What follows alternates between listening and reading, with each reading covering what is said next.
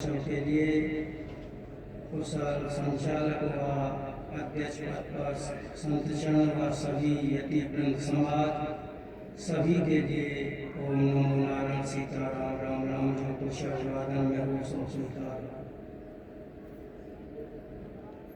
हम इतना तो जानते नहीं हैं, परंतु आपके दर्शन के लिए आए और जो कुछ आप लोगों से सीखा उसकी पुनरावृत्ति करते हैं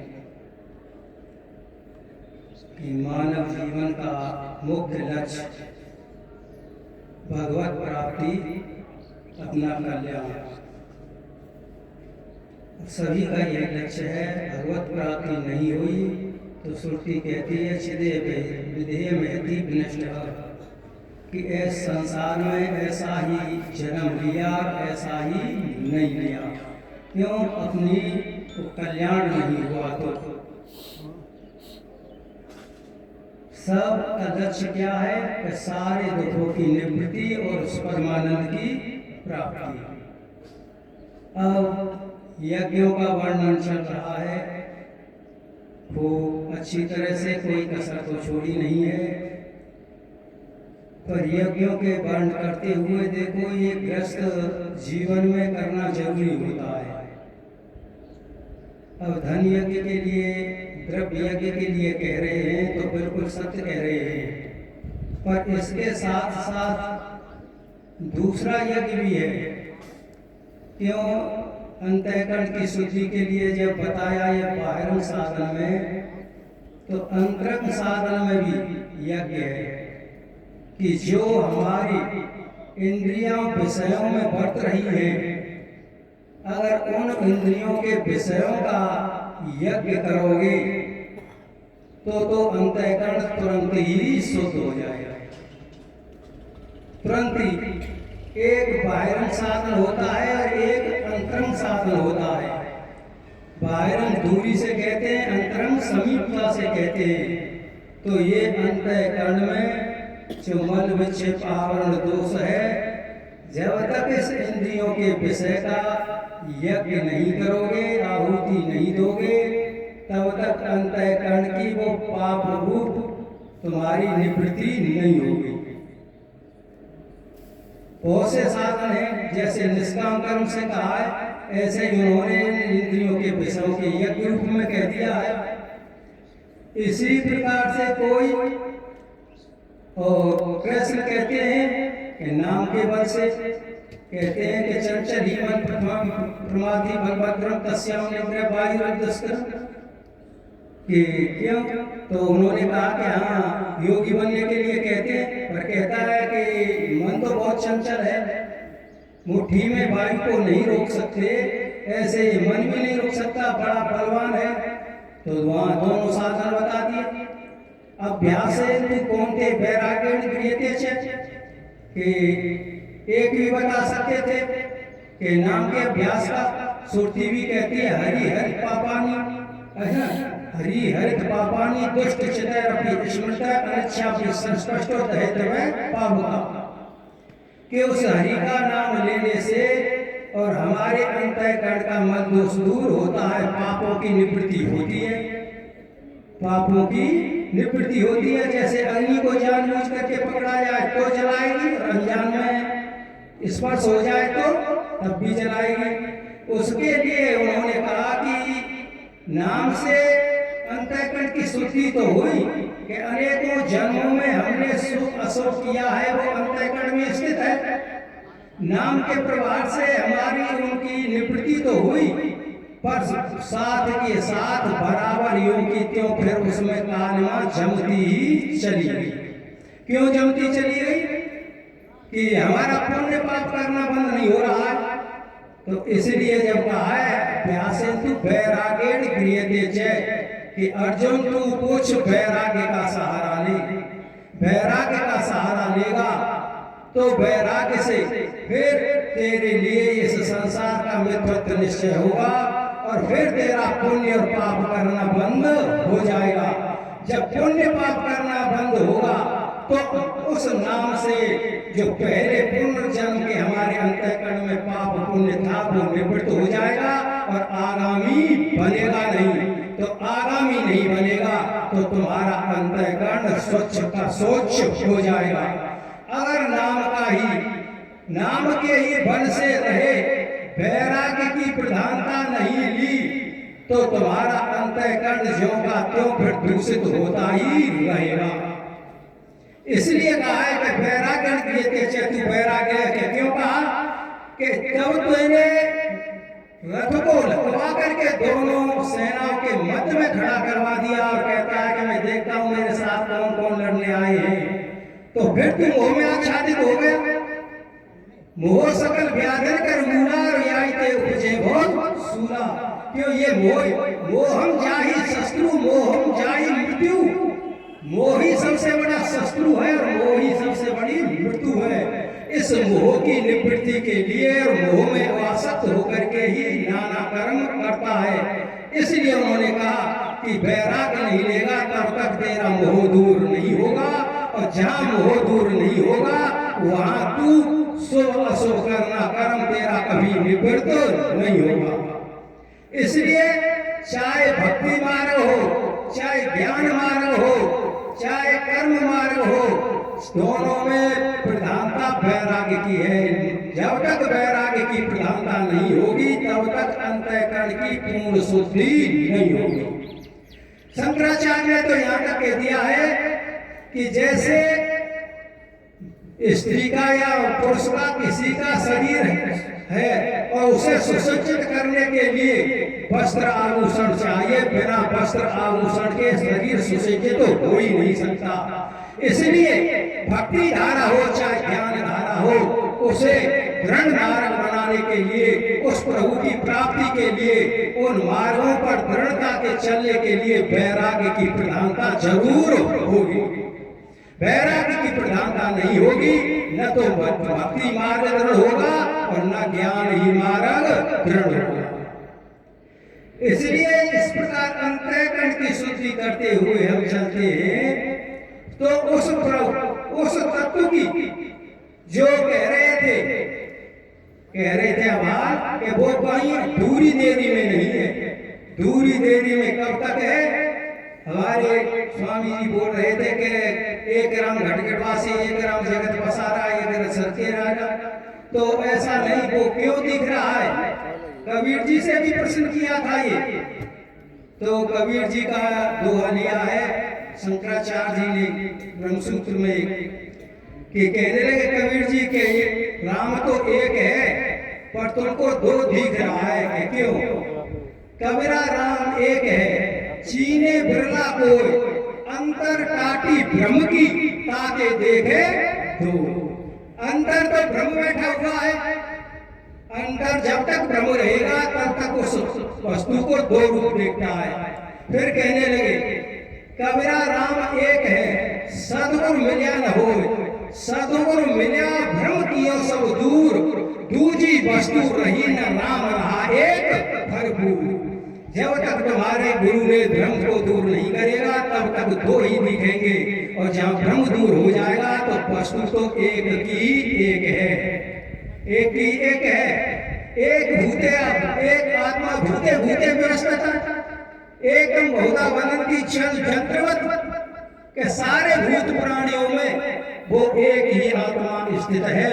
एका बहुधा वदंती, वो एक से बहुत वही हुआ है कि कैसे जल यंत्रवत, जैसे 10 घड़ों में जल भर के रख दिया तो 10 चंद्रमा दिख रहे हैं, परंतु चंद्रमा तो एक है, परंतु किसके सहारे से? कि उस जल के सहारे से, और उस चंद्रमा का प्रतिबिंब दिख रहा है। इसी रूप से हमारी घट रूपी बुद्धि में वासना के वेग से उस तत्व में भेद है, और तब तक जब वासना का वेग रहेगा तब तक उस तत्व को एक निहार नहीं सकते। जिस दिन वासना की निवृत्ति हो जाएगी उस दिन वो तत्व एक का ही एक होगा, द्वितीय होगा ही नहीं। इसलिए हमको नाना साधन बताए हैं, इसलिए उसको एक तत्व के लिए जानने के लिए सीढ़ी बाई सीढ़ी चलते हुए और हम देखते हैं कि सतचित आनंद कह रहे हैं, तो वो सतचित आनंद है, वो अलग अलग उपाधियों में नहीं है, एक ही है। और एक है, एक कब दिखेगा, हमारी अंतःकरण की बुद्धि बिल्कुल निर्मल हो जाएगी। तीन रूप से है, सतोगुण, रजोगुण, तमोगुण रूप से। और जब तक ये हमारी सतोगुणी वृत्ति नहीं होगी तब तक एक रूप से देख नहीं पाएंगे। कि जैसे दृष्टांत दिया आचार्य जी ने कि एक फल है और उसका खूब सुंदर रूप है और खूब उसका आकार है, खूब, और कोई भेद नहीं दिख रहा है उसमें। पर भेद कब दिखा कि इंद्रियों के बढ़ने से। आंख ने रूप बता दिया और उसने कोमल और कठोर बता दिया त्वचा ने, फिर उसको घोट के खाने लगे तो नासिका ने उसकी सुगंधी बताई, जिह्वा ने उसका स्वाद बताया। तो भेद किसने किया? इंद्रियों ने। नहीं, बिना इंद्रियों के भेद से उस फल में कोई भेद नहीं था। इसी प्रकार से हमारी वृत्तियों के कारण उसमें भेद रख रहा है। जब हमारी जैसे रजोगुणी वृत्ति होती है तो उसमें केवल प्रकाशता तो है परंतु आनंदता नहीं है, और तमोगुणी वृत्ति में केवल सत्ता का भान है, उसमें चित्तता और आनंदता का भी भान नहीं है। और जब सतोगुणी वृत्ति होगी तो तुम्हारे लिए उसमें सत और चित्त तीनों का भान हो जाएगा। जब तक सतोगुणी वृत्ति नहीं होगी तब तक उसमें उसको तुम प्राप्त नहीं कर सकते। क्यों? उन्होंने और भी दृष्टांत दिया है कि इन वृत्तियों के ऊपर कि कैसे हो जाता है कि जैसे एक कहते हैं इमली का फल बहुत खट्टा होता है, खट्टा होता है तो उससे नमक लगा दिया जाए तो उसका खट्टापन कम हो जाता है। तो ऐसे ही उसकी हमारी रजोगुण तमोगुण वृत्ति है, ये बिल्कुल इमली के फल से जैसे उन्होंने नमक लगाया खट्टापन कम हो गया, ऐसे ही रजोगुण तमोगुण वृत्तियों में और आनंद और चेतनता का विलय हो जाता है। और सतोगुणी वृत्ति जैसे तीसरा दृष्टांत दिया कि एक ऐसा दीपक को और जोड़ के रख दिया, घर में प्रकाश तो हो रहा है पर ठंड लग रही है, पर ठंड दूर नहीं हो रही है, पर प्रकाश तो हो रहा है। और कुछ काठ ला करके वहां अग्नि प्रज्वलित कर दी तो काठ ला करके अग्नि प्रज्वलित की तो प्रकाश भी हो रहा है, ठंड भी दूर हो रही है। इसी प्रकार से जब सतोगुण वृत्ति आ जाएगी तो सतचित आनंदता का भी भान हो जाएगा। इसलिए अंतःकरण शुद्ध करते हो तो धीरे धीरे सतोगुणी वृत्ति को लाओ, और जब तक सतोगुणी वृत्ति नहीं होगी तब तक तुमको भेद की प्रतीति ही होती रहेगी। और कहते कि महाराज जी कह रहे थे कि वो तुम्हारा स्वरूप है, पर हम सुखी होना चाहते हैं, उस आनंद को प्राप्त करना चाहते हैं, पर उस हम ढूंढ रहे हैं उस आनंद को इन विषयों में। आज तक इस संसार के विषयों से कोई सुखी हुआ और न कोई सुखी हो सकता है। और आनंद तो अपना स्वरूप ही है, कोई दूसरी वस्तु नहीं है। अगर दूसरी वस्तु होती तो उस आनंद के लिए हर वस्तु से हम तृप्त हो जाते, पर एक विषय के आनंद से कुछ समय के लिए तृप्त हुए, फिर दूसरे विषय की इच्छा हो गई। अगर वह है नित्य आनंद होता तो फिर उसी एक विषय के आनंद से तृप्त हो जाते, दूसरे विषय की इच्छा नहीं होती।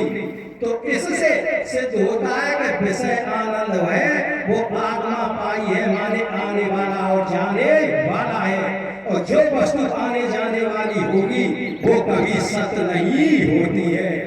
इसलिए इस विषय को विषयों में आनंद नहीं, आनंद तो हमारा स्वरूप है।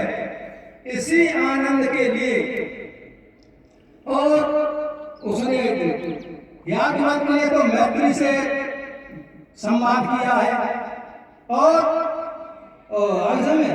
और याज्ञवल्क्य जी ने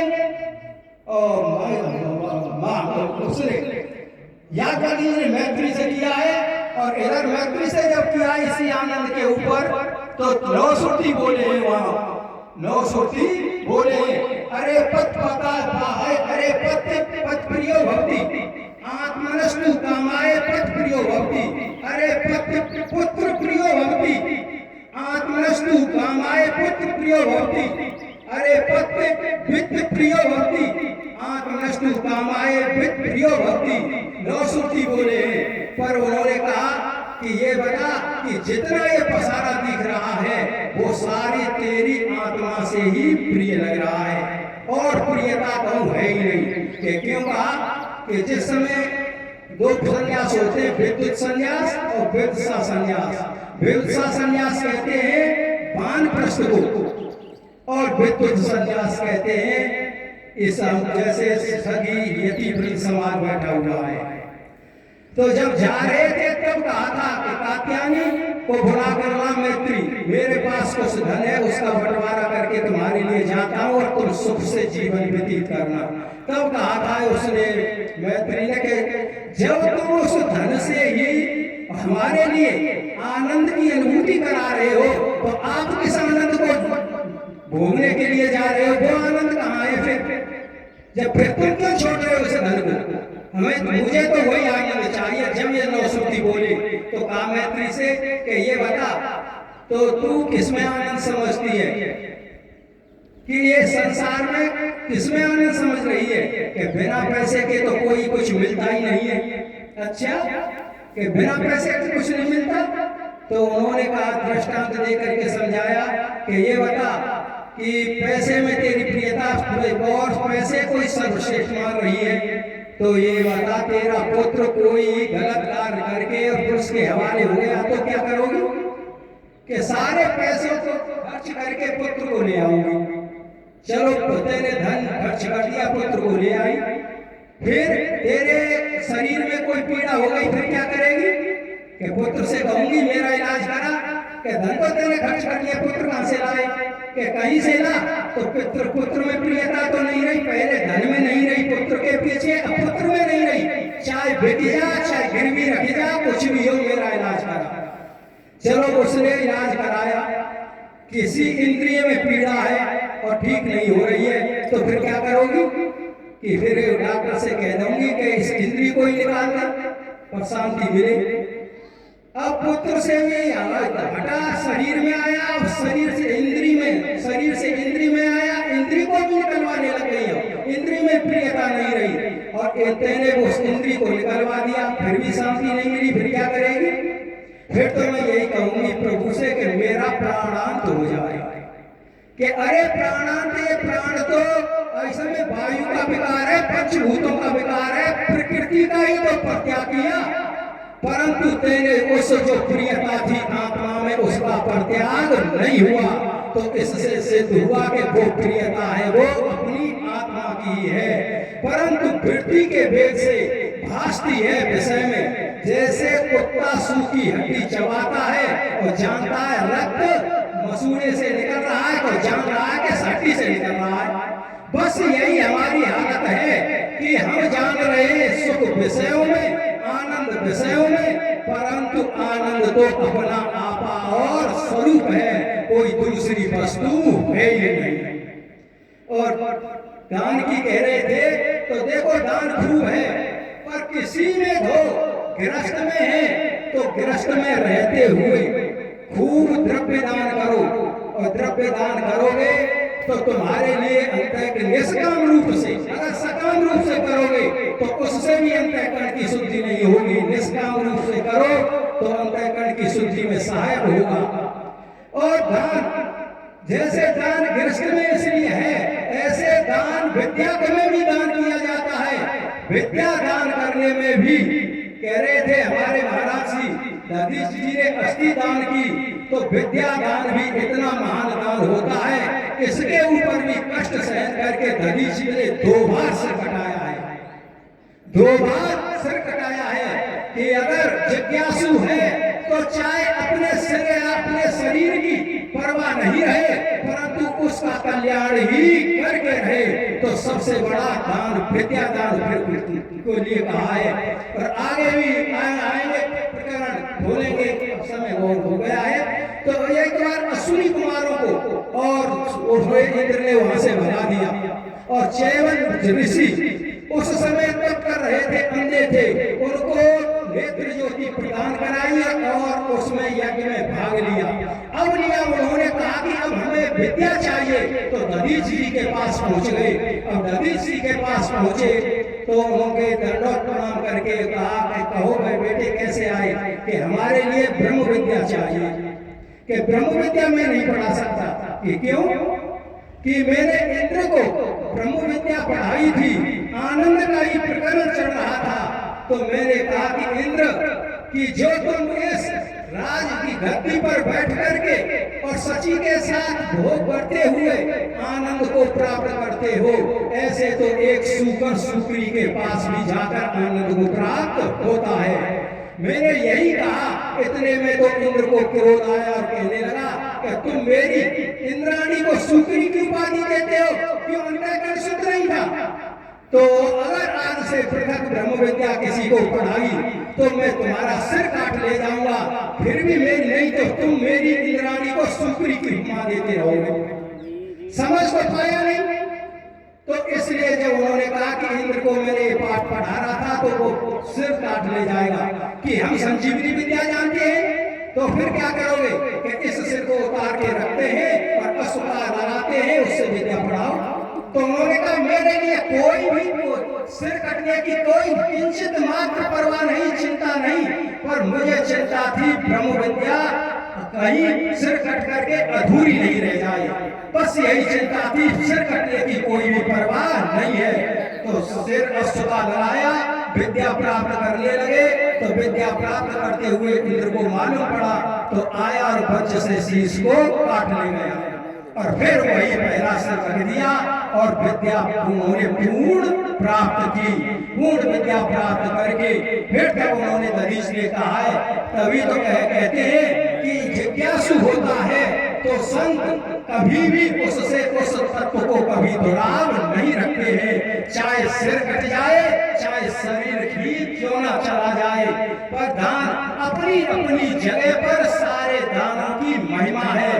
जो व्यक्ति जिस धारा में है, जिस साधन पर है, उस साधन में वैसा ही दान करता रहेगा तो धीरे धीरे उस तत्व पर पहुंच जाएगा।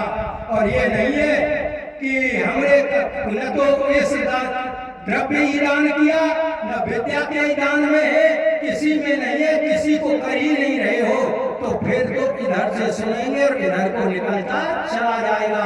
तो कहा है कि एक निश्चलता से वो लिखा है थोड़ा सा चालानों में, सगुण ईश्वर सगुण उपासना न होवे तो कर निर्गुण उपासना न होवे तो कर सगुण मन कर धाम, और जो सगुण उपासना न होवे तो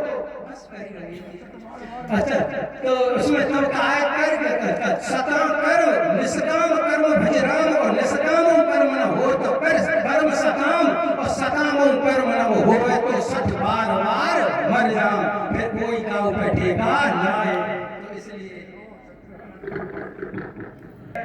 देखो अभी अभी महाराज जी अपनी वाणी से कितनी बढ़िया तरह समझा है कि जब तक सब आत्मज्ञान कहा आत्मज्ञान बिना न भटके, कोई मथुरा कोई काशी और जल बीच मीन, मछली जल में रह रही है तो प्यास,